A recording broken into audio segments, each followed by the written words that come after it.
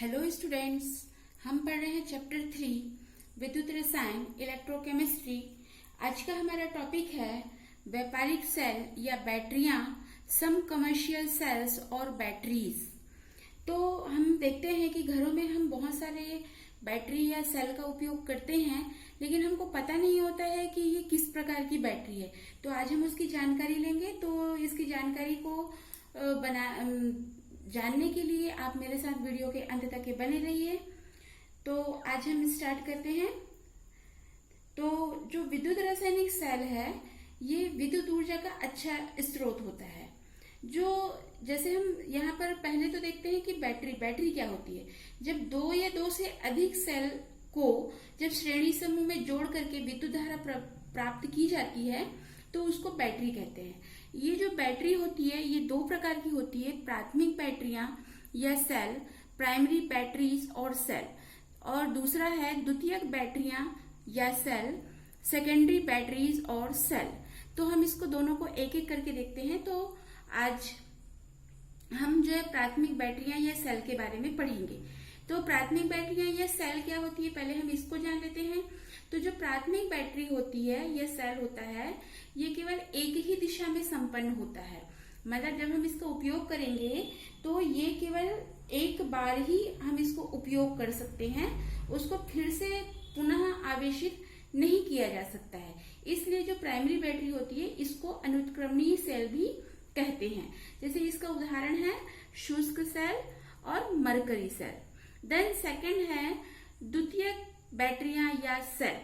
तो ये द्वितीयक बैटरी और सेल क्या होती है, इसको जो है उत्क्रमणीय सेल भी कहते हैं और इसको स्टोरेज सेल भी कहते हैं। उत्क्रमणीय सेल क्यों कहते हैं, जैसे नाम से पता है उत्क्रमणीय। तो उत्क्रमणीय यानी कि आप जब उसको एक बार उपयोग करेंगे फिर उसको आवेशित करके फिर उसको दोबारा भी उपयोग में ला सकते हैं। मतलब उसको हम बार बार एक बार उपयोग किए फिर उसको फिर से दोबारा जो है उपयोग में ला सकते हैं, और इसको स्टोरेज सेल भी कहते हैं। तो इसका उदाहरण है सीसा संचायक सेल और सेकंड है निकिल कैडमियम सेल। तो हम पहले देखते हैं, आज का हमारा टॉपिक है प्राथमिक बैटरियां या सेल, जिसमें हम पढ़ेंगे शुष्क सेल और मरकरी सेल को। तो पहले हम देखते हैं शुष्क सेल को। ये शुष्क सेल की बनावट कैसी होती है।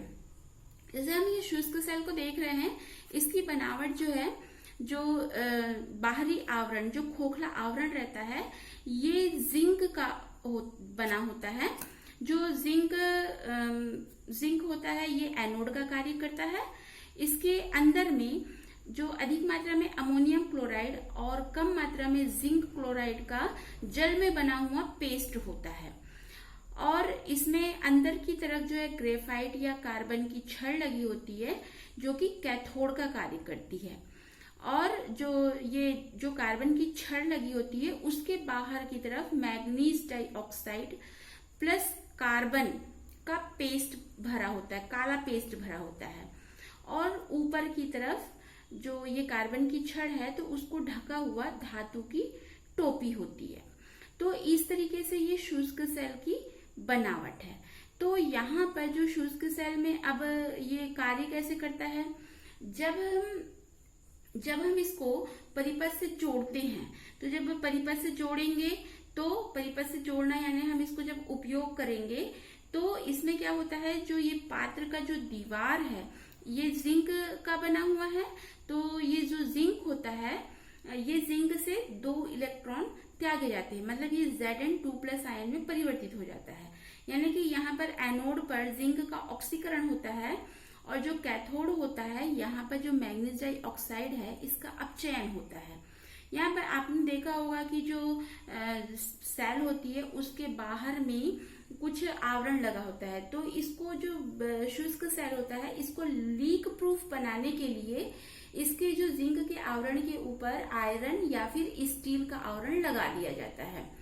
तो यहाँ पर जो शुष्क सेल होता है इसकी रासायनिक अभिक्रिया को हम कैसे प्रदर्शित करेंगे, जो एनोड है, एनोड पर जिंक जो है सॉलिड फॉर्म में है यहाँ पर, और ये 2 इलेक्ट्रॉन को त्यागेगा तो Zn2+ एक्वस प्लस 2 इलेक्ट्रॉन यहाँ पर ऑक्सीकरण हो रहा है, और कैथोड पर जो है मैग्नीज डाइऑक्साइड जो सॉलिड फॉर्म में है, यहाँ पर जो पेस्ट के फॉर्म में है तो हल्का सॉलिड है, तो यहाँ पर ये अमोनियम प्लस एक्वस और प्लस 2 इलेक्ट्रॉन को ग्रहण करेगा, तो ये जो चेंज हो जाता है Mn2O3 सॉलिड में, प्लस जो 2NH3 गैस, यहाँ पर अमोनिया गैस बनती है और कुछ मात्रा में पानी के अणु बनते हैं, मतलब मैग्नीज डाइऑक्साइड का अपचयन इस तरीके से होता है।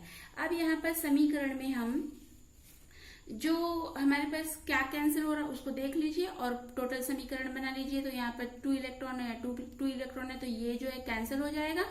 तो जब ये कैंसिल हो जाएगा तो हमारे पास जो बचेगा तो zinc solid plus 2MnO2 solid plus 2NH4 plus aqueous, और फिर उससे बनेगा आपका Zn2 plus aqueous plus Mn2O3 solid plus 2NH3 gas plus H2O।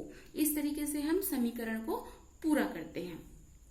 तो जो मैग्नीज होता है, मैग्नीज जो है +4 ऑक्सीकरण अवस्था से +3 ऑक्सीकरण अवस्था में इसका अपचयन होता है।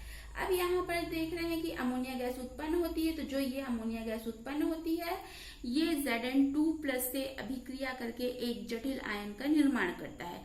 तो यहाँ पर हम समीकरण के रूप में दिखाए हैं Zn2+ + 4NH3 से बनता है ये जटिल आयन है। जटिल आयन को क्या बोलेंगे? Zinc tetra amine 2+ ion. तो यहाँ पर ये जटिल आयन बना लेती है, इसके कारण क्या होता है, जो सेल के भीतर दाब नहीं बढ़ पाता है इसके जटिल आयन के बनने के कारण। तो जो सेल का ईएमएफ होता है वो 1.5 वोल्ट होता है। जो शुष्क सेल होता है, इस शुष्क सेल का उपयोग हम कहाँ पर करते हैं? तो हमने घर में टॉर्च का उपयोग करते हैं, रेडियो, टेप रिकॉर्डर, कैलकुलेटर, खिलौना, ये सब में जो है ये शुष्क सेल का उपयोग किया जाता है। और जो इसका शुष्क सेल के कुछ दोष भी हैं, उपयोगी तो है ही ये, लेकिन इसका कुछ दोष है। दोष क्या है इसका? कि जो यहाँ पर हमने अमोनियम क्लोराइड लिया है, ये अमोनियम क्लोराइड जो है अम्लीय प्रकृति का होता है।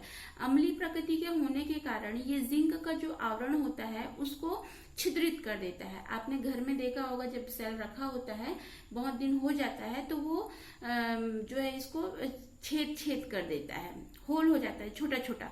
तो उससे क्या होता है, जो इसमें जो अंदर रासायनिक पदार्थ भरे हुए हैं ये सब बाहर निकलने लगता है और सेल जो है हम बोलते हैं कि खराब हो गया है। मतलब उसमें क्या हो रहा है, ये संक्षारण का कार्य कर दे रहा है। तो इसको जो है इस कमी को दूर करने के लिए अब आजकल जो है इसको लीक प्रूफ सेल बनाया जा रहा है। मतलब जो अमोनियम क्लोराइड है, इस अमोनियम क्लोराइड के स्थान पर KOH का उपयोग किया जाता है ताकि इसमें संक्षारण की प्रक्रिया ना हो। और लीक प्रूफ सेल होने के कारण ये शुष्क सेल जो है अधिक समय तक के कार्य करता है। तो इस तरीके से हमने देखा शुष्क सेल। देन नेक्स्ट है प्राथमिक सेल में मरकरी सेल। दूसरा उदाहरण है मरकरी सेल। तो मरकरी सेल जो है ये एक नए प्रकार का शुष्क सेल है। इसकी हम बनावट देख लेते हैं। इसकी बनावट में हम देख रहे हैं जैसे इसमें 3 परत बनी हुई है। तो इसमें फर्स्ट जो प्लेट होती है ये अमलगमित जिंक की प्लेट होती है जो एनोड का कार्य करती है। इसमें जो सबसे नीचे की प्लेट होती है इसमें जो मरकरी ऑक्साइड प्लस कार्बन और चांदी या फिर चांदी की जगह स्टील पाउडर का उपयोग करके इसको पेस्ट बना करके उपयोग किया जाता है जो कि कैथोड का कार्य करता है। इसके दोनों के बीच में जो ऊपर की प्लेट है और ये जो नीचे का भाग है, इसके बीच में उदासीन सरंध्र पात्र में जिंक हाइड्रोक्साइड और पोटेशियम हाइड्रोक्साइड का पेस्ट भरा होता है। ये जो पेस्ट होता है जिंक हाइड्रोक्साइड और पोटेशियम हाइड्रोक्साइड का, ये विद्युत अपघट्य का कार्य करता है। विद्युत अपघट्य हम पढ़ चुके हैं। यदि आपने नहीं पढ़ा है तो नीचे डिस्क्रिप्शन में लिंक दी गई है, वहां से आप विद्युत अपघट्य किसे कहते हैं, कितने प्रकार के होते हैं, इसके बारे में आप जानकारी ले सकते हैं। तो यहाँ पर जो अभिक्रिया हो रही है इसको हम ये कैसे दिखाते हैं। और यहाँ पर जो मरकरी सेल है, ये मरकरी सेल में ऊपर अमलगमित जिंक प्लेट होती है, इसके ऊपर में स्टील की एक टोपी लगी होती है। तो यहाँ पर ये जो सेल अभिक्रिया होती है ये क्या सेल अभिक्रिया होती है। यहाँ पर जो एनोड है, एनोड पर जो जिंक अमलगम होता है ये जिंक अमेलगम जो है OH माइनस से अभिक्रिया करके जिंक ऑक्साइड और प्लस H2O और 2 इलेक्ट्रॉन बाहर करता है।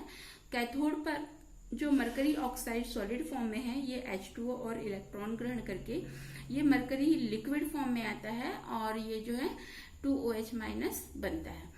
तो यहाँ पर जो अब हमको पूरा समीकरण पूर्ण करना है, तो इसमें जो कैंसिल होगा उसको हम कैंसिल कर देंगे। तो यहाँ पर जो H2O है, ये H2O से ये H2O कैंसिल हो जाएगा और ये जो 2 इलेक्ट्रॉन है, इससे ये 2 इलेक्ट्रॉन कैंसिल हो जाएंगे। यहाँ पर 2OH माइनस है, यहाँ से 2OH माइनस कैंसिल हो जाएगा। तो हमारे पास बचेगा क्या, zinc amalgam plus mercury oxide solid से बनता है zinc oxide solid plus mercury liquid.